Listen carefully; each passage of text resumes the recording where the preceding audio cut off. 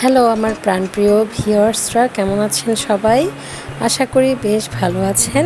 তো আজকের ব্লগটা শুরু করতে যাচ্ছি ফুলবিজু উৎসবের মাধ্যমে। এই জন্য ভিডিওর প্রথমেই সবাইকেই জানাই ফুলবিজুর শুভেচ্ছা। তো প্রত্যেক বছর তো বাড়িতে থাকা হয়, আর বাড়িতে থাকলে ভোরবেলা উঠেই নানান ধরনের ফুল কুড়াতে যেতাম। যেমন ধরেন কাঠগোলাপ, বিউ ফুল, মাধবীলতা আর নিম পাতা তো আছেই।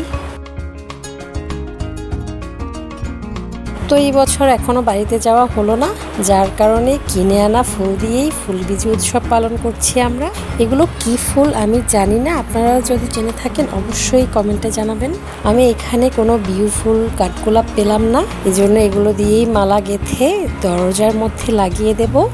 আর প্রত্যেক বছর তো জাগ জাগ দেওয়া হতো পহেলা বৈশাখকে কেন্দ্র করে, আর এই বছর হবে না, তাও সম্ভব না এখানে এগুলো করা।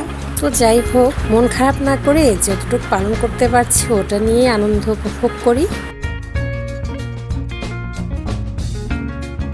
আর বাড়িতে থাকতে এই নিম পাতাগুলো আনতে গেলে আমাদের অবস্থা খারাপ হয়ে যেত, কারণ গাছটা অনেক বড় ছিল আর ডালপালাগুলো অনেক উঁচুতেই ছিল।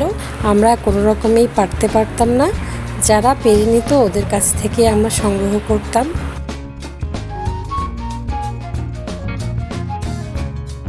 আর এখানে দেখুন, মাত্র 20 টাকা দিয়ে আমি অনেকগুলো নিম পাতা পেলাম। তো দেখুন, আমি ফুলগুলোকে মালা গেঁথে নেওয়ার মাধ্যমে বাসার সব দরজাগুলোর মধ্যে একটা একটা করে লাগিয়ে দিলাম। ফুলগুলো লাগানোর পরে বাসাটা যেমন সুন্দর লাগছে, তেমন আমার মনটা খুবই আনন্দে ভরে উঠেছে।